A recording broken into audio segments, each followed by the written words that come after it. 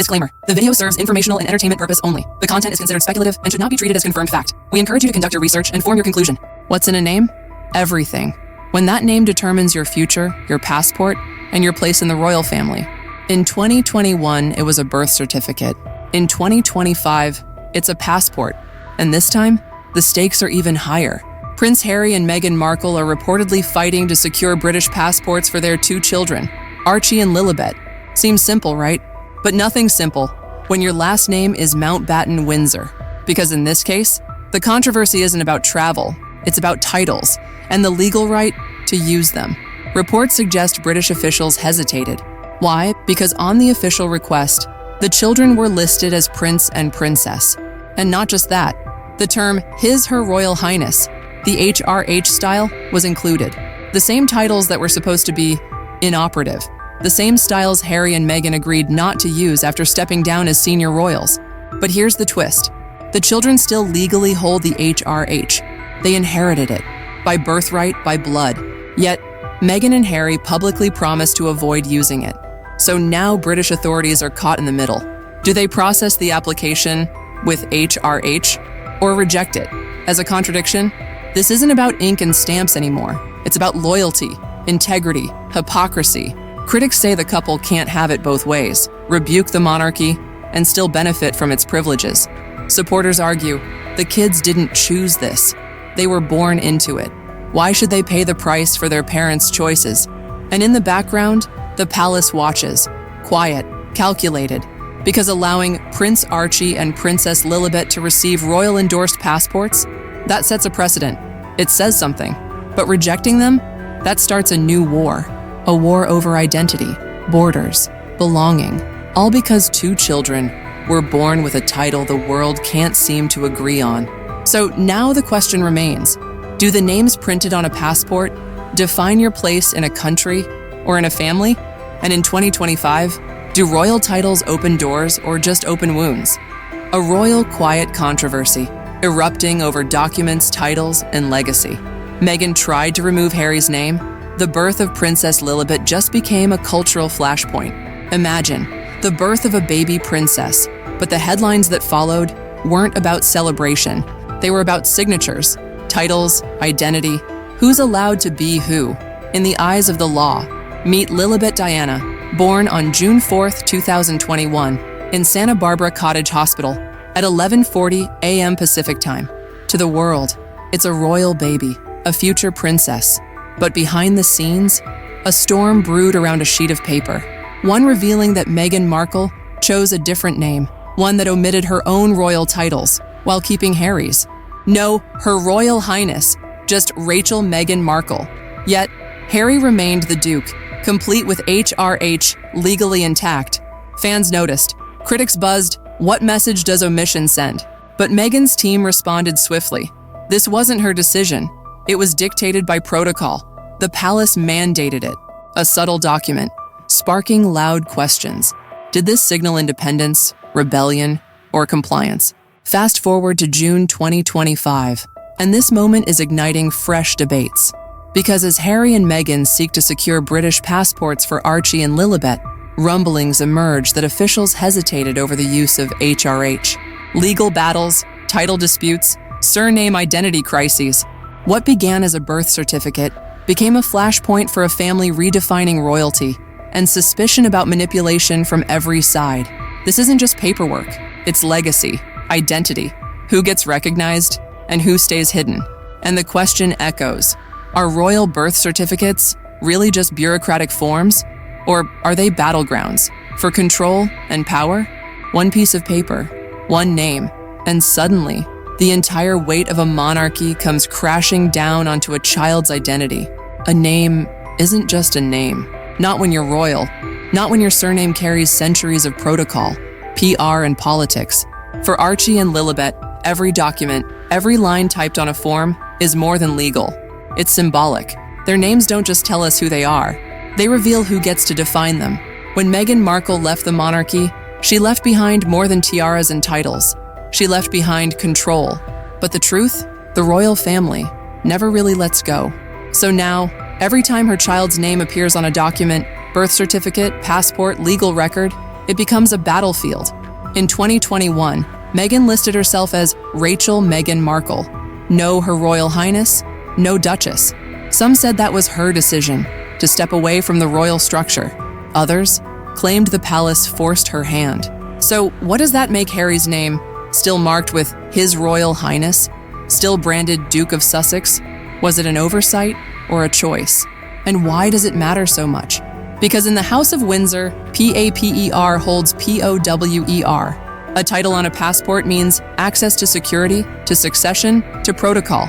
A name on a certificate defines how history will remember you. No HRH, you're a footnote. With it, you're part of the empire. And that's why the fight over Lilibet's paperwork is more than semantics. It's about identity. Is she a Californian schoolgirl or a princess of the United Kingdom? Is Archie the son of ex-royals or the grandson of a king?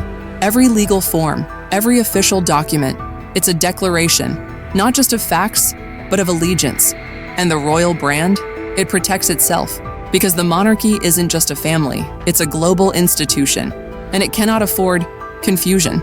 So as Harry and Meghan try to navigate this maze of names, laws, and titles, the question grows louder. Who controls a royal child's identity? The parents, the palace, the people, or the paper it's printed on? It started as a birth certificate. Now it's a cultural firestorm, because when the media grabs a royal story, it doesn't report it, it weaponizes it. They say the pen is mightier than the sword. But in 2025, it's the headline that draws blood. And the moment word leaked that Prince Harry and Meghan Markle were petitioning for royal passports for Archie and Lilibet using HRH titles, the press didn't just run with it, they launched it into orbit. Meghan's power play. Harry reclaims royal bloodlines. Are the Sussex kids being used as pawns? One story became 1,000, and just like that, the war between the Sussexes and the press reignited.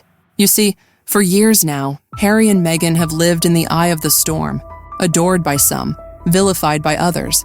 They left the UK for privacy and became the most public couple on earth.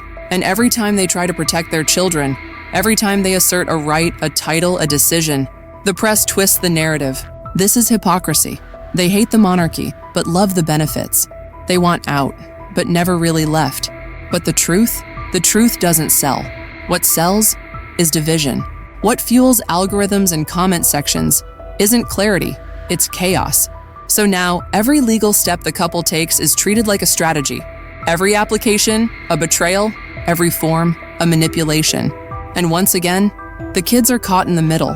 Lilibet and Archie didn't choose this spotlight, but the media, they drag them into it anyway, because every name, every document is a chance to pick a side. And the public, they're not just reading, they're reacting. Hashtags trend, opinions divide, family dinners turn into debates. Should Harry and Meghan be allowed to use those titles? Is this about identity or influence? And beneath it all, the quiet truth that no one wants to say out loud, the children of this couple, half British, half American, have become symbols of a split culture. Royalty versus individualism, tradition versus autonomy, press freedom versus personal boundaries. So now the media circus spins faster, the stakes rise higher, and the people at the center, just two parents, trying to name their children, trying to claim what they believe is already theirs.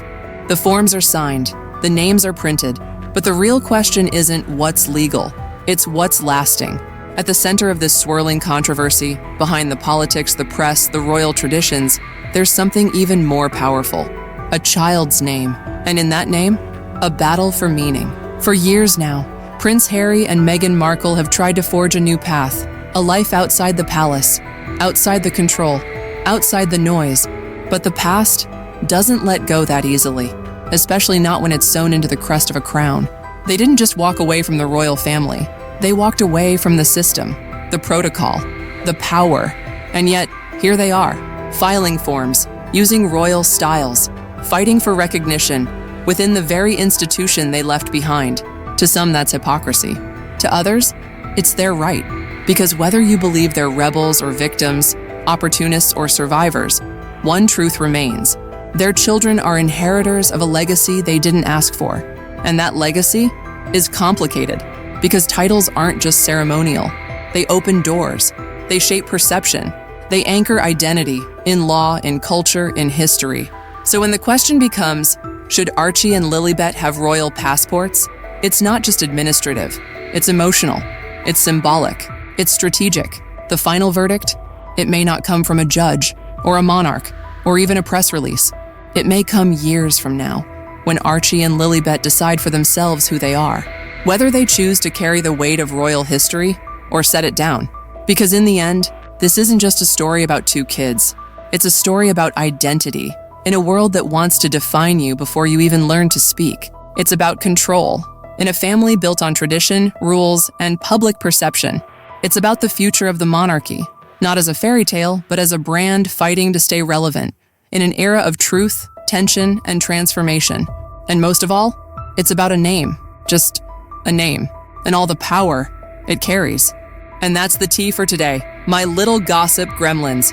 If you enjoyed this drama buffet, don't forget to hit that like button like it's your ex's new partner's Instagram, aggressively and with zero shame. Beauty. Subscribe to Fame Files so you never miss a single scandal, meltdown, or red carpet disaster. I'm literally serving up hot gossip every single day, even if my Wi-Fi begs me to stop. And listen, be a doll and tap that bell too, okay?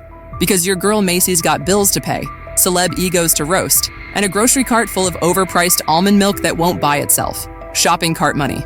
So until next time, stay nosy, stay fabulous, and remember, I spill it so you don't have to sip in silence. Bye.